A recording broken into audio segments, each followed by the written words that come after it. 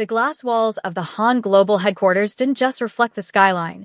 They seemed to judge everyone who walked past them.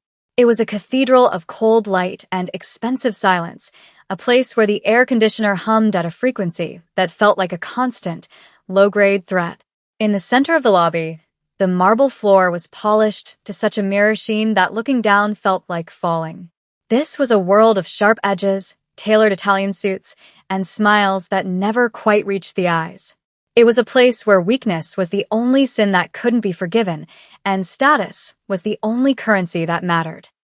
Nia stood behind the reception desk on the 42nd floor, her hands folded neatly on the polished granite surface.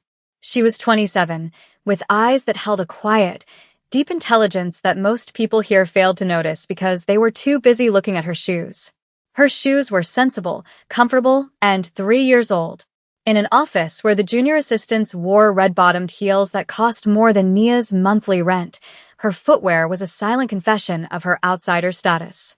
She wasn't part of the inner circle, the golden clique of nepotism hires and Ivy League climbers who ruled the office social hierarchy. She was just the secretary, the black woman who organized the files, answered the phones, and absorbed the passive-aggressive sighs of the executives without complaint. She was invisible, a piece of office furniture that breathed. "Did you see what she brought for lunch again?" A voice whispered, sharp as a paper cut. It was Chloe, the senior executive assistant and self-appointed queen of the floor. She was standing by the espresso machine, leaning against the counter with a predatory grace, flanked by 2 giggling junior associates. Her voice wasn't loud, but it was pitched perfectly to carry across the quiet room. "Leftover stew. The whole break room smells like distinct choices." Nia didn't flinch. She kept her eyes on her screen, typing an email to the logistics department. She had learned long ago that reacting only gave them fuel. If she stayed silent, if she stayed stone, eventually they would get bored and find someone else to peck at. But they rarely got bored. The cruelty was the point. It was how they bonded, cementing their own status by pointing out who didn't belong. "It's tragic, really," Chloe continued, taking a sip of her $7 latte. "Some people just don't understand the corporate aesthetic. Mr. Han hates clutter. He hates mess." The mention of Mr. Han made the air in the room drop 10 degrees. Julian Han. The CEO. The man whose name was whispered with a mix of reverence and absolute terror. He was rarely seen, a ghost in a bespoke suit who moved through the building surrounded by a phalanx of security guards who looked more like paramilitary operatives than corporate security. Rumors swirled around him like smoke. Some said his family owned half the shipping lines in the Pacific. Others whispered about connections to the underworld, about a legacy that was written in blood before it was washed clean with corporate money. Nia had only seen him once, from a distance, a silhouette of sharp angles and terrifying stillness. He was the king of this glass castle, and everyone, even Chloe, was afraid of him. But for Nia, the fear was different. She wasn't afraid of his power. She was afraid of losing the paycheck that kept her mother's medical bills paid. She needed this job. She needed to survive this world, even if it meant swallowing her pride every single day. The elevator chimed, a bright, artificial sound that sliced through the tension. The heavy steel doors slid open, but it wasn't a high-powered executive who stepped out. It was an old woman. She was tiny, her spine curved slightly under the weight of years, dressed in a gray cleaning uniform that hung loosely on her frail frame. She pushed a heavy janitorial cart that seemed to weigh more than she did, the wheels squeaking rhythmically against the expensive marble. It was a jarring sight. The cleaning crews usually worked at night, invisible ghosts who scrubbed away the sins of the day before the executives arrived. To see a cleaner here, now, in the middle of the morning rush, was a violation of the unwritten rules. The office went silent. Heads turned. Eyes narrowed. It wasn't just that she was a cleaner. It was that she looked visibly out of place, like a smudge on a pristine lens. She was Asian, elderly, her hair pulled back in a severe, graying bun, her face a map of deep wrinkles and weathering. She stopped in the middle of the hallway, looking confused, her hands trembling slightly as she gripped the handle of the cart. She looked at the signs on the wall, squinting, clearly unable to read the English placards. Chloe let out a short, disbelief-filled huff.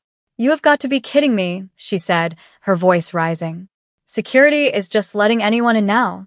It smells like bleach and desperation in here already. The other assistants laughed, a cruel, tinkling sound. No one moved to help. The men in the glass conference room kept talking, ignoring the old woman as if she didn't exist. The women at the desks stared with open disdain, waiting for someone to remove the eyesore. The old woman tried to push the cart forward, but one of the wheels caught on the edge of a plush rug. The cart tipped dangerously, a bucket of soapy water sloshing over the rim. She gasped, struggling to right it, her knuckles white. Nia stood up. She didn't think about it. She didn't look at Chloe. She just moved.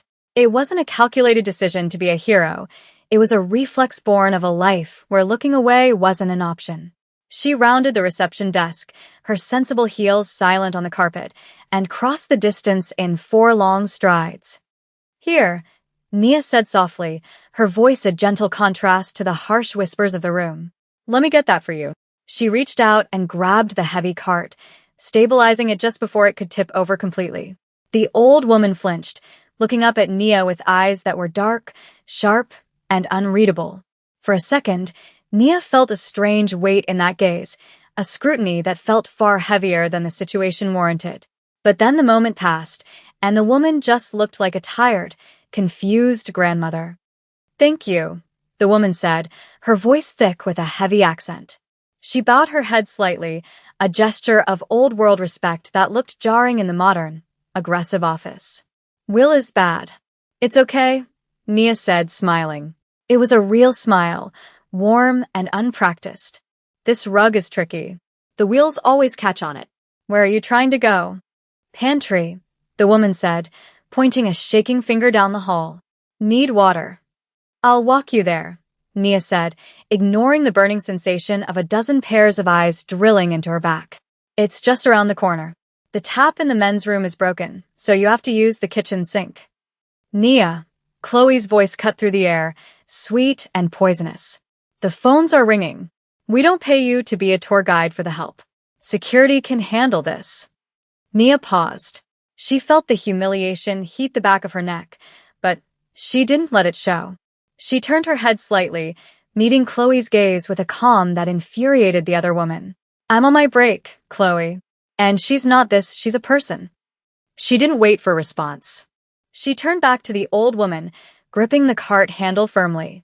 Come on. Let's get you some water. My name is Nia. The old woman looked at Chloe, then back at Nia. A tiny, almost imperceptible smile touched the corner of her lips. It wasn't a smile of gratitude, exactly. It was the smile of someone who had just found something they were looking for. I am Mrs. Kim, she said.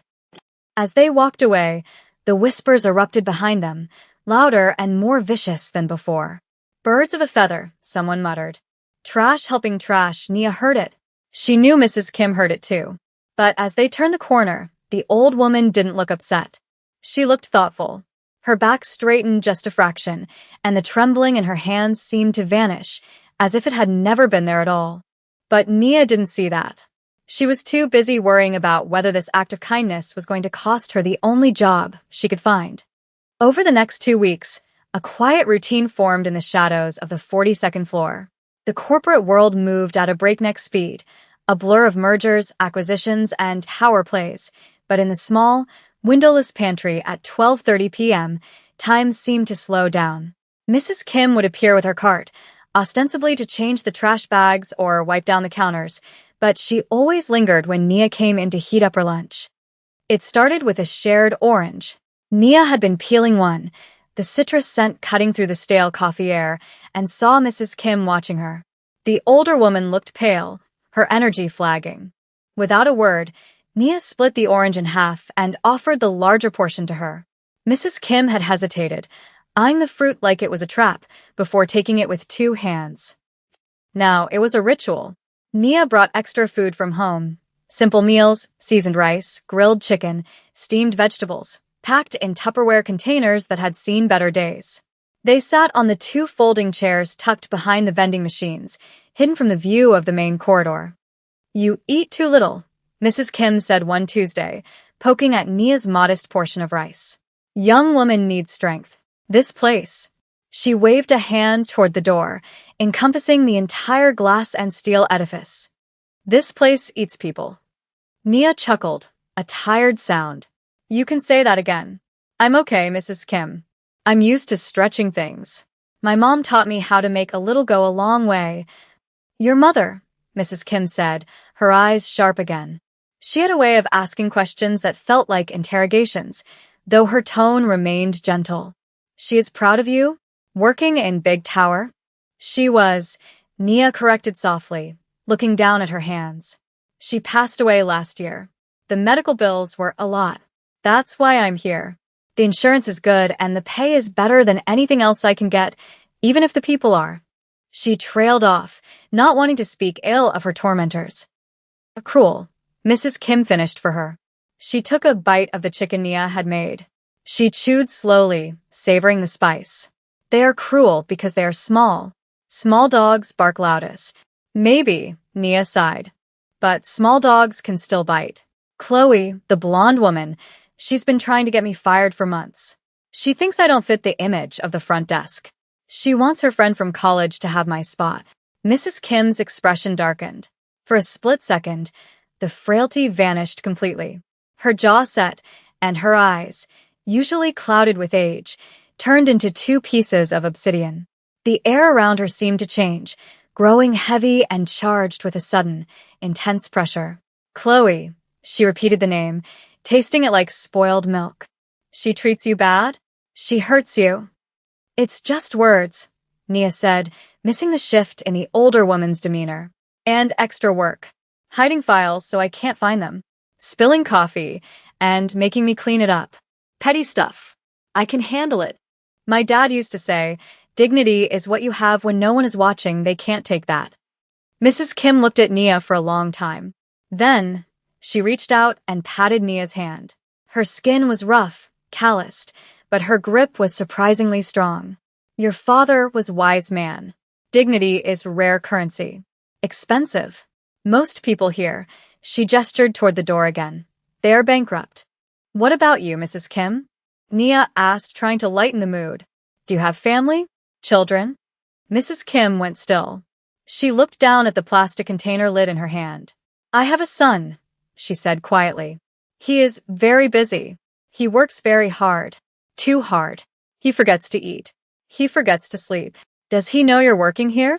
Nia asked gently, pushing that heavy cart. Mrs. Kim let out a dry laugh. He thinks I am in retirement home. Playing bingo. Knitting scarves, she looked up, a mischievous glint in her eye. He worries too much. He thinks he is king of the world, but he forgets who changed his diapers. I like to work. I like to observe. See the world he built. He sounds successful, Nia said. Success is dangerous, Mrs. Kim murmured, her voice dropping. It attracts snakes. Many snakes in this grass, Nia. You must be careful. Just then, the pantry door swung open.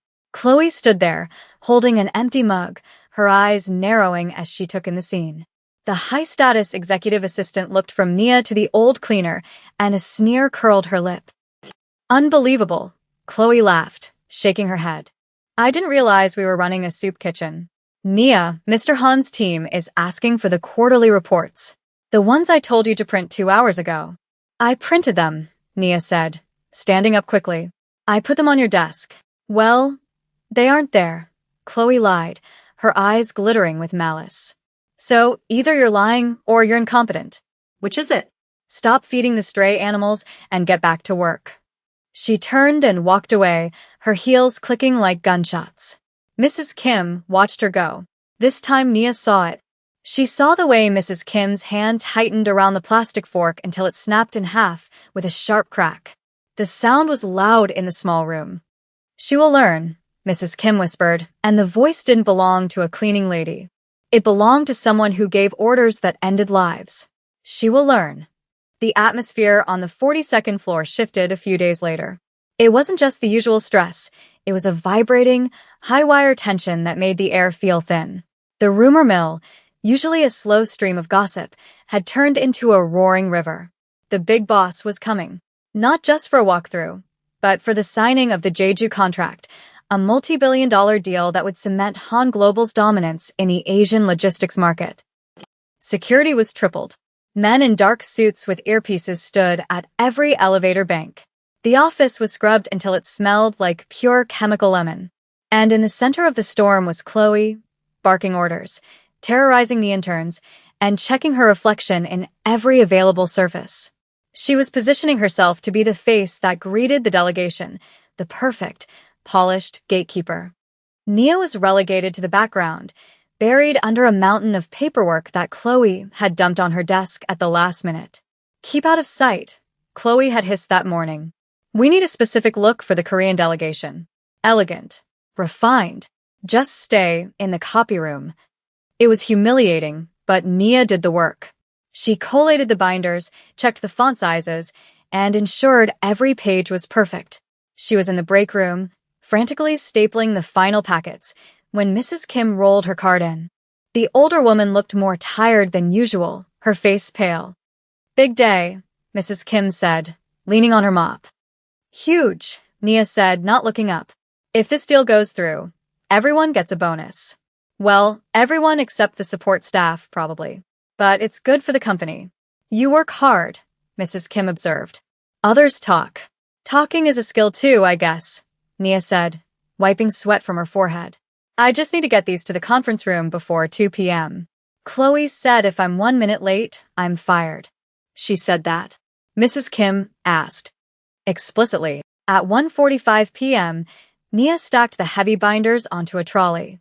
She checked her appearance: simple blouse, dark skirt, hair pulled back. She looked professional, even if she didn't look like a runway model. She pushed the trolley out into the hallway. The corridor was empty. The meeting was set to start in 15 minutes. As Nia passed the executive washroom, the door swung open and Chloe stepped out. She stopped, eyeing the trolley. "Finally," Chloe said. "I'll take those." "I can take them in," Nia said, gripping the handle. "I need to set them up." "I said I'll take them," Chloe snapped, stepping forward. "You're not going in there. The chairman of the Jeju group is traditional. He doesn't want to see someone like you fumbling with the papers." "Someone like me?" Nia asked, her voice steady but cold. "Yes." Unpolished, Chloe grabbed the stack of binders from the top of the trolley.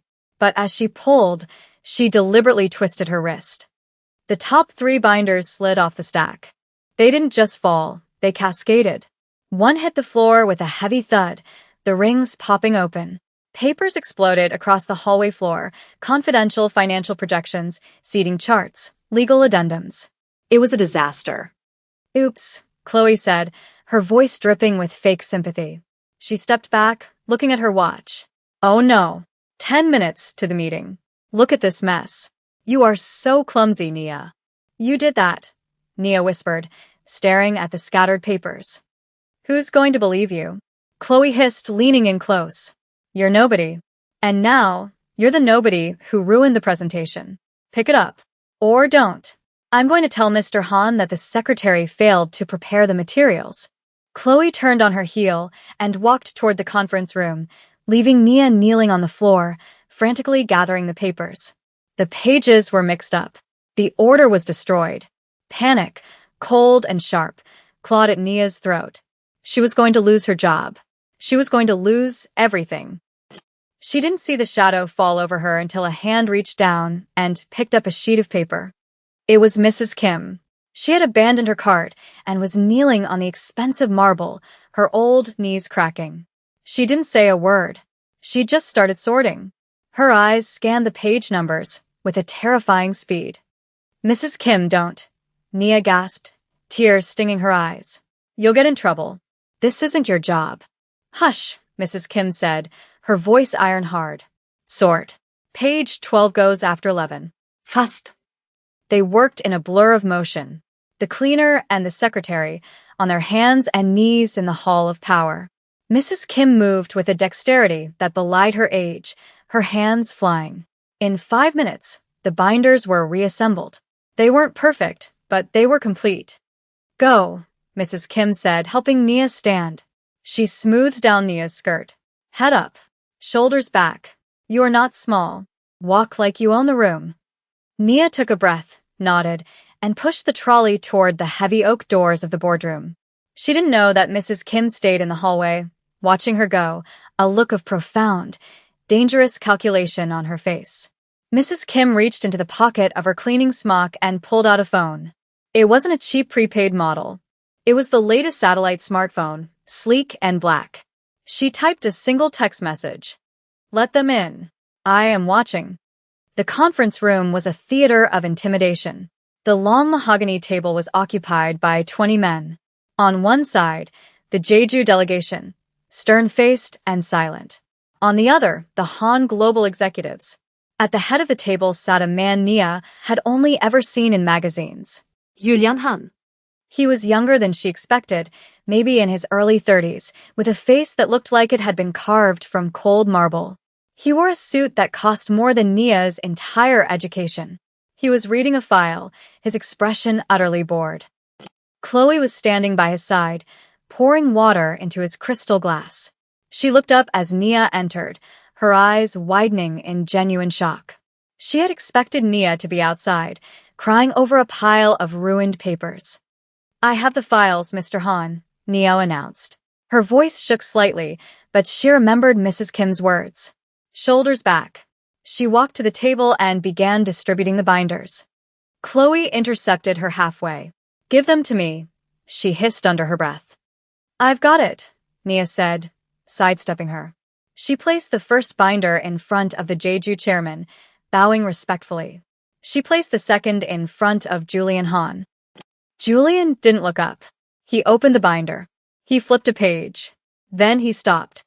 He pulled a small, folded piece of yellow sticky note from between the pages. It was stuck to the financial summary.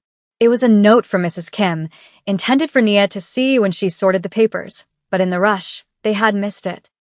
Julian stared at the sticky note.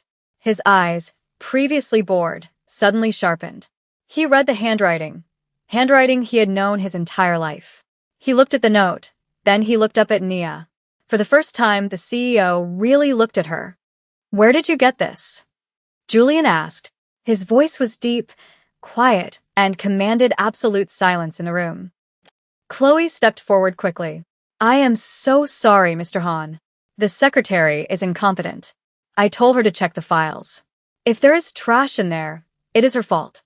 I'll have security escort her out immediately." "I asked," Julian said, his eyes never leaving Nia's face, "where you got this." Nia froze. She looked at the note in his hand. She recognized the jagged scrawl of the cleaning lady. If she said Mrs. Kim helped her, Mrs. Kim could get fired for touching confidential documents. Cleaners weren't allowed to handle executive files. Nia swallowed hard. "It's mine, sir." "I'm sorry." "I was making notes."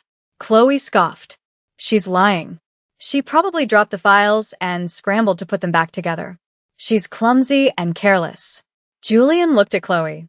Then he looked back at the note. He slowly unfolded it. On the yellow paper, in Korean characters that only he and his mother used in their private letters, was a single phrase: "She is the only one with a spine. Watch her." Julian closed the binder. The room held its breath. "Chloe," Julian said softly. "Yes, Mr. Han?" Chloe beamed, expecting the order to fire Nia. "Bring me the cleaning woman," Julian said. The room went dead silent. "The what?" Chloe stammered. "The cleaning woman," Julian repeated, his voice dropping an octave, becoming a physical weight in the room. "The one who works this floor. Bring her in. Now." The minutes that followed were excruciating. Nia stood by the wall, her heart hammering against her ribs. She was terrified. She had just doomed Mrs. Kim. Had the note been an insult? Had she ruined everything? The door opened. 2 security guards escorted Mrs. Kim into the room. She still wore her gray uniform, holding a rag in her hand. She looked small, frail, and entirely unimpressed by the billionaires sitting around her. Chloe let out a sharp, derisive laugh. "This is her, Mr. Han. The one who wanders around bothering the staff. I've been meaning to have her reassigned." Julian Han stood up. The sound of his chair scraping back was loud. He walked around the massive table. He didn't walk toward Nia. He didn't walk toward the Jeju delegation. He walked straight to the old woman in the dirty uniform. He stopped in front of her. The tension was unbearable. Chloe looked confused. Nia held her breath. Julian Hahn, the most feared man in the city, the man who dissolved companies with a signature, slowly sank to his knees.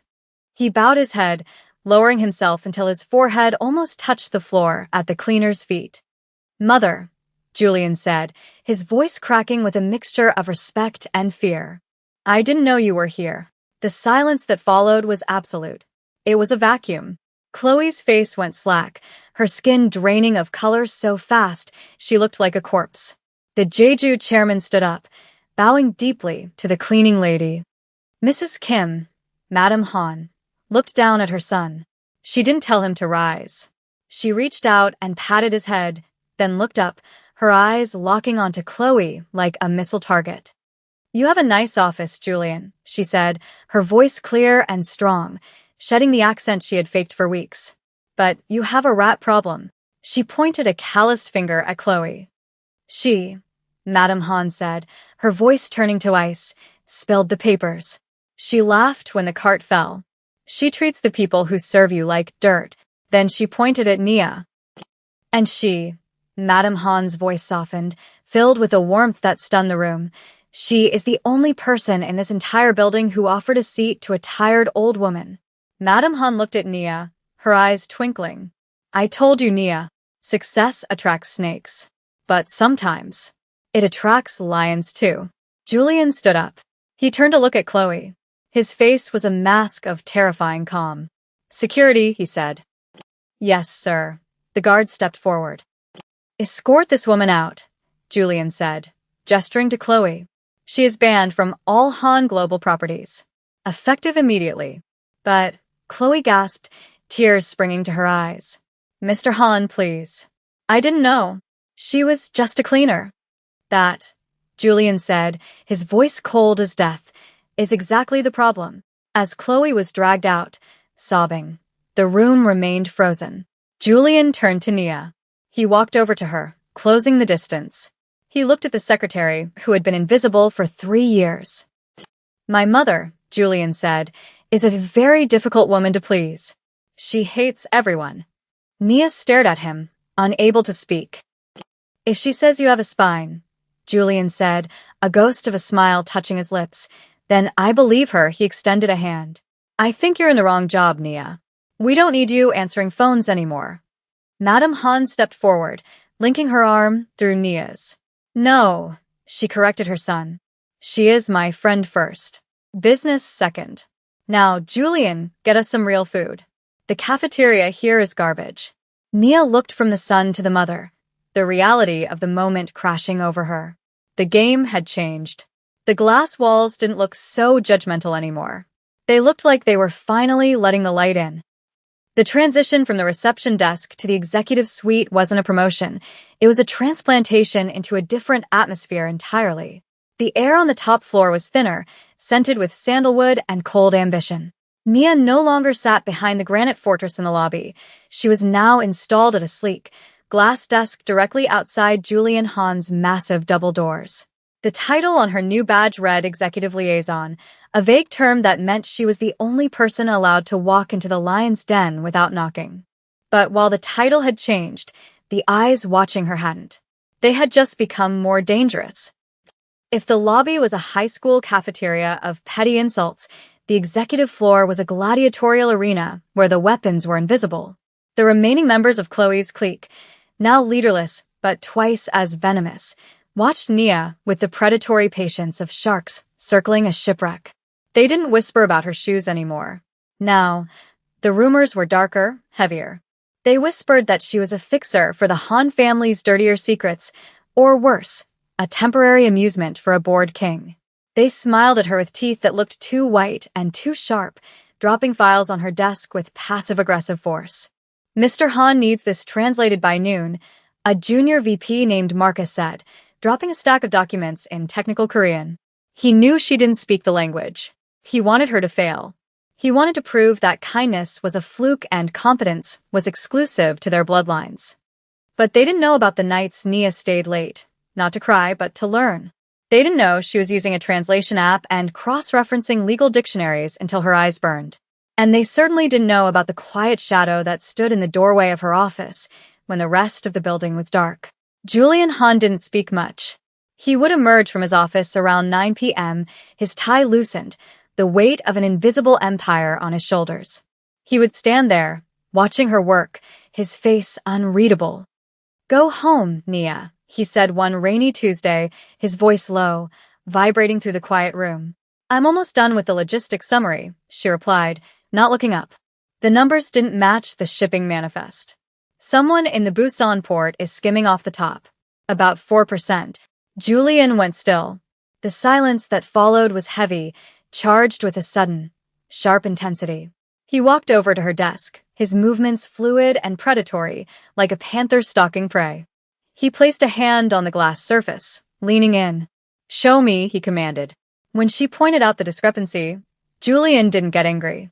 A cold, terrifying smile touched his lips, a smile that didn't belong in a boardroom. It belonged in a back alley where debts were collected in blood. "You have a sharp eye," he murmured, looking at her, not the paper.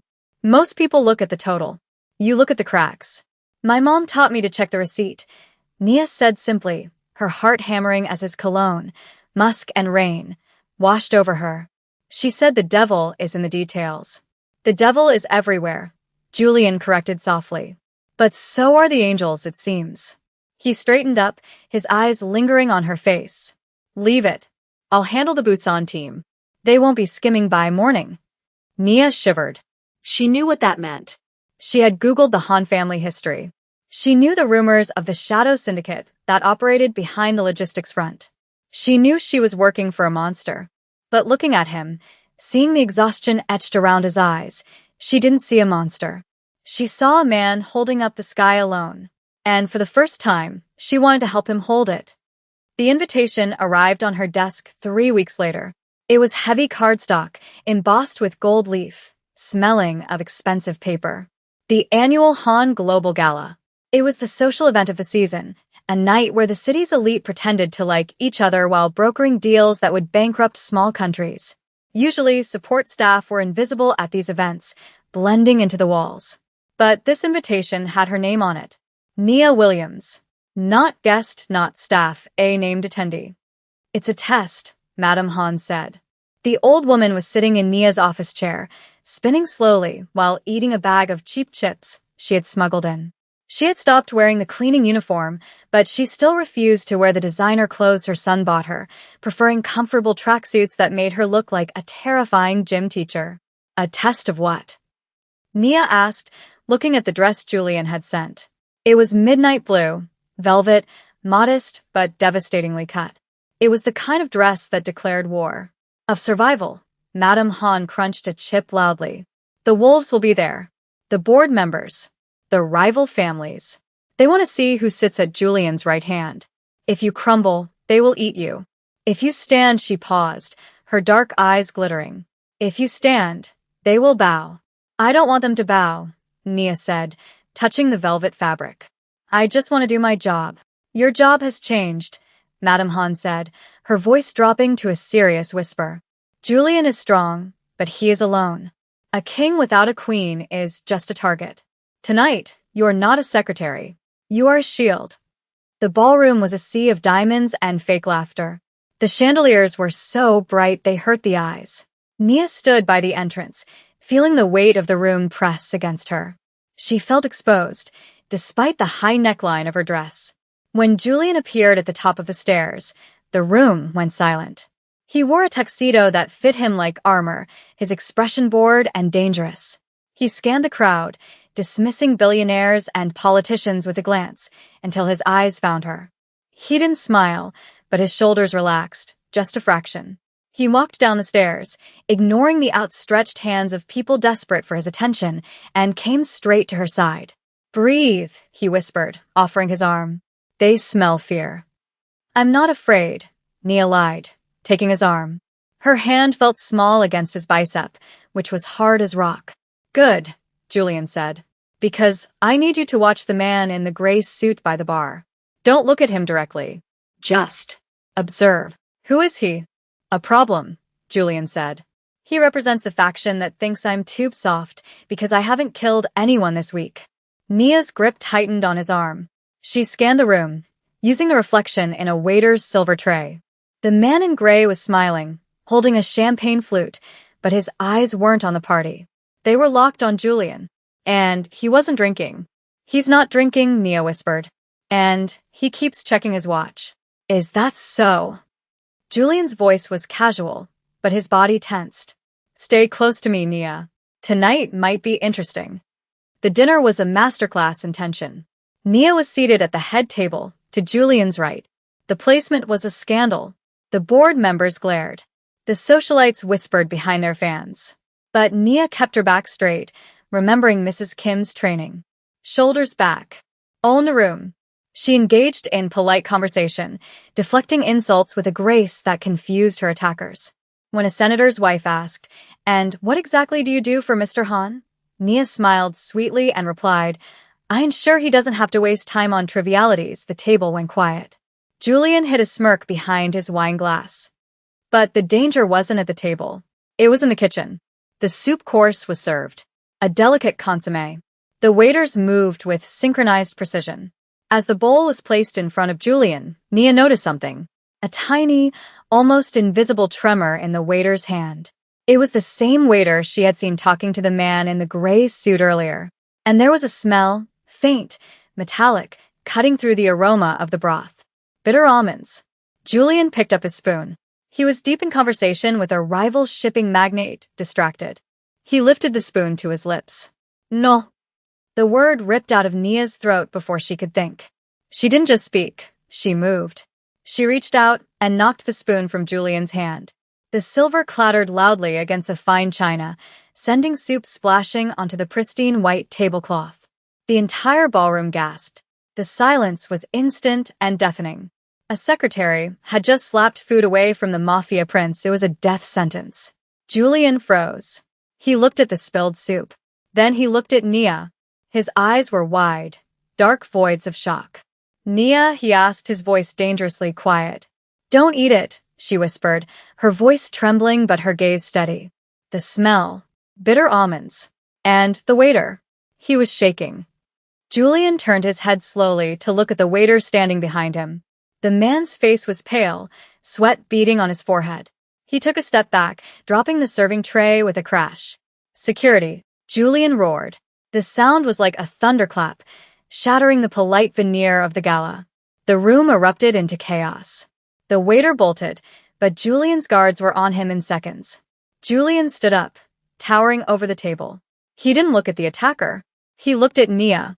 She was shaking now, the adrenaline fading, leaving her cold. She had just caused a scene. She had ruined the gala. Julian reached out. His hand, usually so controlled, was trembling slightly. He took her chin in his fingers, forcing her to look at him. "You," he said, his voice thick with an emotion the room had never heard from him. "You saw what my own guards missed." "I was watching," she said softly. "Like you asked."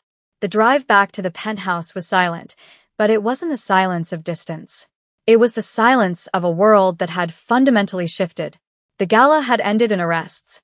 The man in the gray suit had been escorted out by federal agents, a tip-off Julian had arranged, executed perfectly once the attempt on his life was confirmed. The soft CEO had just purged his enemies in one stroke, but he hadn't done it alone. They arrived at his private residence, a fortress in the sky overlooking the glittering city. Julian poured 2 drinks. His hands were steady now. He handed a glass of amber liquid to Nia. "You saved my life," he said. He wasn't looking at the view. He was looking at her. "I just reacted," Nia said, taking the glass. "I couldn't let them hurt you." "Why?" Julian asked. He took a step closer. The air between them crackled. "You know who I am. You know what I am. People like me. We don't get saved. We get removed." "I don't care about the rumors," Nia said. She set the glass down. She was tired of the dancing, tired of the fear. "I know the man who buys his mother spicy chips because she hates the cafeteria food.